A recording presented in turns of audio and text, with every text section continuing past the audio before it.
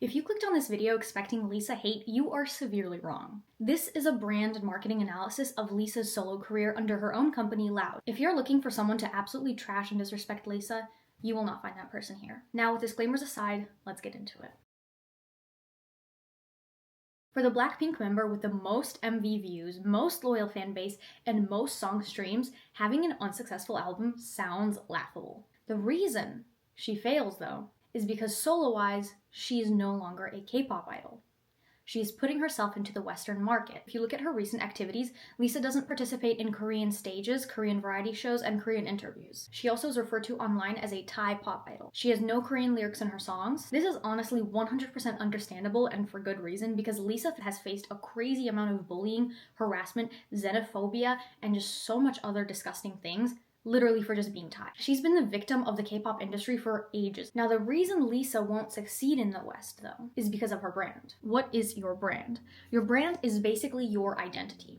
So, your unique identity that makes you stand out next to your competitors. And here's why Lisa's branding does not work. My first point is her branding, the way she brands herself. The problem with Lisa's branding is we don't know who Lisa is. Lisa has no clear brand. She has no clear clothing style. She has no clear makeup style. She has no clear aesthetic. When you think of Lisa outside, when you think of solo career Lisa under Loud, you can't really think of any images in your head. Every time you see her, she just looks pretty, which obviously is important for the industry, but just being pretty won't push you far enough. Being pretty does not measure up to the importance of having a good brand. Under YG, Lisa did actually have a clear image, like a very, very distinct clear image. Her solo work had a clear concept, sound, and aesthetic. Confident, rich, baddie, big, grand, better than you, savage, royal. When I think of lalisa EP, I think of very harsh bangs, the colors gold and gray, and an overflowing wallet. YG Lisa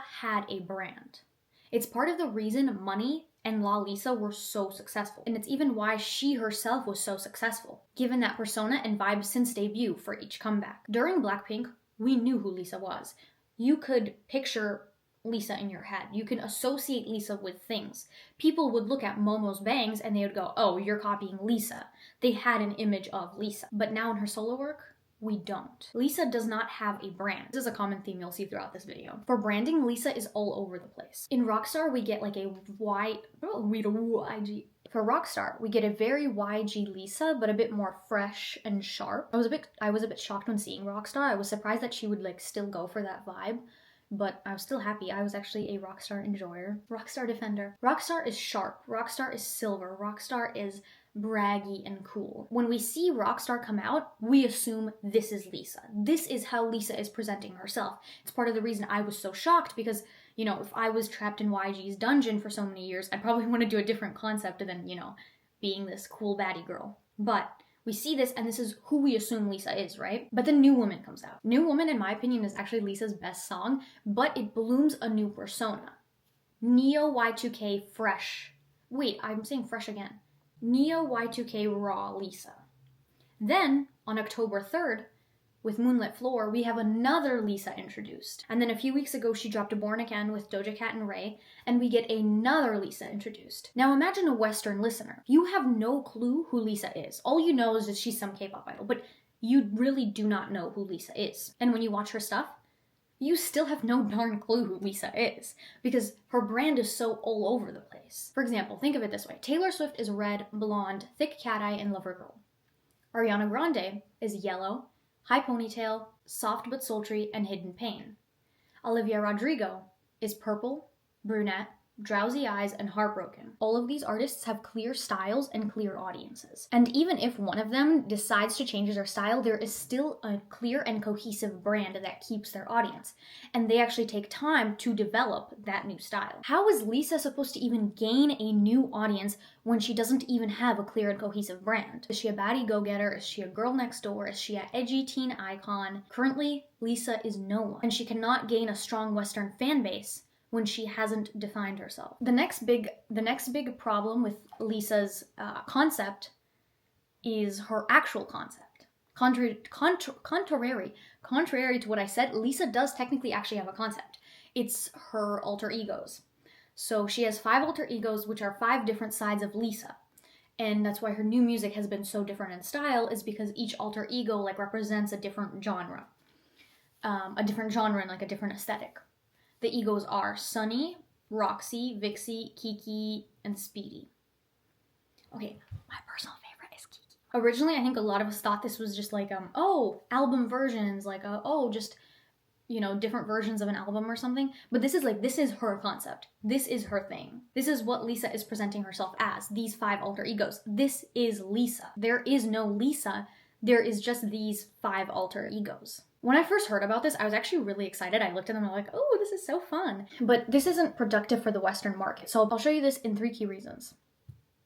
Alter egos in music, the execution of the egos, and the egos themselves. So alter egos in music actually are a thing in the Western industry. I actually didn't know this. I had to do some research, and it turns out it is a thing. Think Slim Shady and Eminem, Nicki Minaj and Roman, and just the list goes on. Many people have alter egos. It's a common thing. The thing is, Nicki Minaj's first song was in 2006. Roman was introduced in 2010. Nicki built herself up as a name before introducing Roman. She was Nicki before she was Roman. Alter ego is Lisa's debut. This is Lisa's real debut. Because of this, we have no clue who Lisa is. The last thing an artist should do is shove an alter ego in our face. New side of Lisa. I don't even know who Lisa is. Next is the execution of the alter egos. The promotion of the alter egos has been really poor as well. Not one of them is in a song that they represent. No official ego Twitter... What am I saying? No official ego teaser video.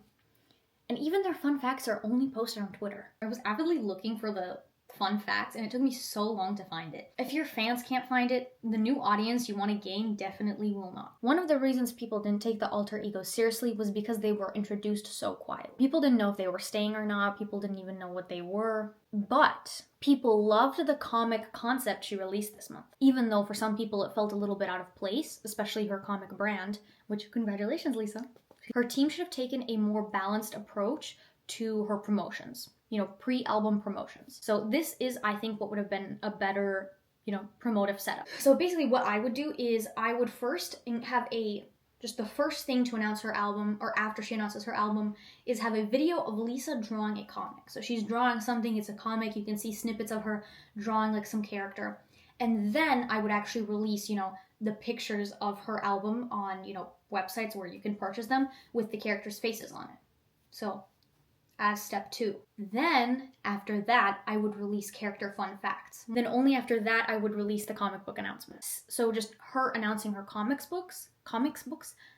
So now, her announcing her comic books seems a bit more cohesive. It makes sense for Lisa. Having everything spaced out and presented this way has fans intrigued, but it also makes Lisa still look serious and solid in her concept. As of now, her managers have taken a really poor path, especially if she's trying to attract a new audience in the West.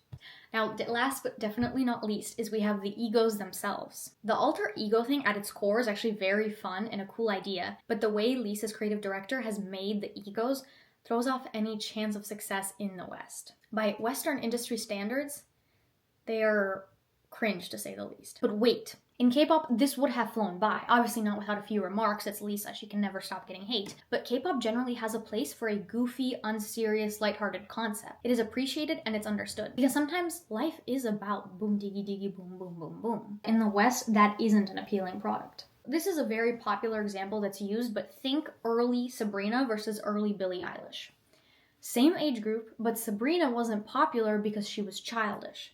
Billie was because she seemed serious and mature. This is what Lisa lacks. So the alter egos, they come with a little fun fact card that tells you a little bit about the egos. The problem is just how generic and unthoughtful the egos are. Sunny's favorite accessory is sunnies. She likes being in the sun, the color yellow, and is afraid of the moon. If she's afraid of the moon, why is her song Moonlit Floor? From pretending to be a French person to eraser, it just gets worse. Roxy likes her guitar, tooth gems, and is afraid of a blown speaker. Speedy's favorite animal is a cheetah. And her favorite spot is the finish line. Her alter egos feel like a Wattpad fanfiction OC. I would have devoured it if I was 12. Heck yeah, Kiki likes thrifting. It's not like she's a millionaire or anything. Also, why is Sunny's favorite color yellow and then her aura is soft yellow?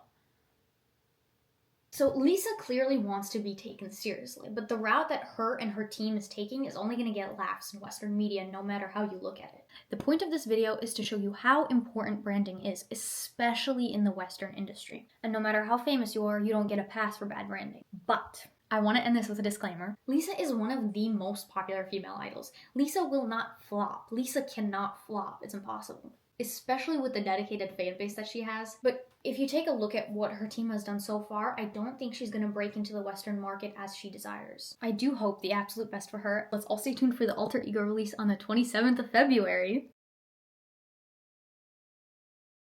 Thank you for watching, and hopefully I will see you in another video.